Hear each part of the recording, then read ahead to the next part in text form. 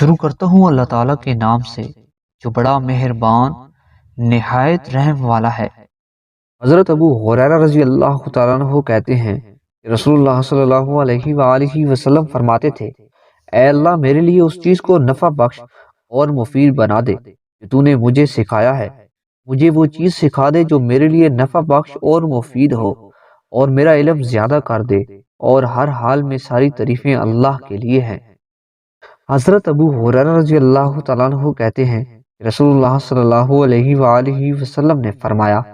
جس شخص نے علم دین کو جس سے خالص اللہ تعالیٰ کی رضامندی مقصود ہوتی ہے محض کسی دنیاوی فائدے کے لیے سیکھا تو وہ قیامت کے دن جنت کی خوشبو تک نہیں پائے گا۔ حضرت ابو سعید رضی اللہ تعالیٰ عنہ سے مروی ہے کہ نبی صلی اللہ علیہ وآلہ وسلم نے فرمایا، قیامت کے دن میں تمام اولاد آدم کا سردار ہوں گا، اور میں یہ بات فخر کے طور پر نہیں کہہ رہا، میں ہی وہ پہلا شخص ہوں گا قیامت کے دن جس کی زمین یعنی قبر سب سے پہلے کھلے گی، اور یہ بات بھی بطور فخر کیے نہیں، اور میں ہی قیامت کے دن سب سے پہلے سفارش کرنے والا ہوں گا، اور یہ بات بھی میں بطور فخر کے نہیں کہہ رہا۔ حضرت ابو سعید رضی اللہ تعالیٰ عنہ سے مروی ہے کہ ہم نے غزوہ خندق کے دن بارگاہ رسالت میں عرض کیا، یا رسول اللہ صلی اللہ علیہ وآلہ وسلم،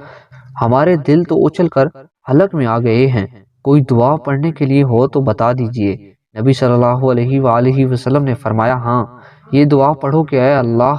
ہمارے عیب پر پردہ ڈال اور ہمارے خوف کو امن سے تبدیل فرما۔ اس کے بعد اللہ نے دشمنوں پر آندھی کو مسلط کر دیا اور انہیں شکست سے دوچار کیا۔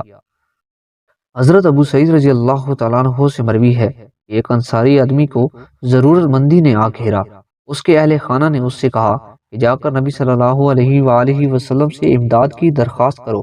چنانچہ وہ نبی صلی اللہ علیہ وآلہ وسلم کی خدمت میں حاضر ہوا۔ اس وقت نبی صلی اللہ علیہ وآلہ وسلم خطبہ دیتے ہوئے ارشاد فرما رہے تھے، جو شخص عفت طلب کرتا ہے اللہ اسے عفت عطا فرما دیتا ہے، جو اللہ سے غنا طلب کرتا ہے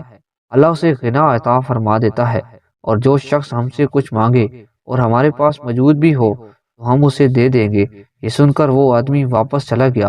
اس نے نبی صلی اللہ علیہ وآلہ وسلم سے کچھ نہ مانگا۔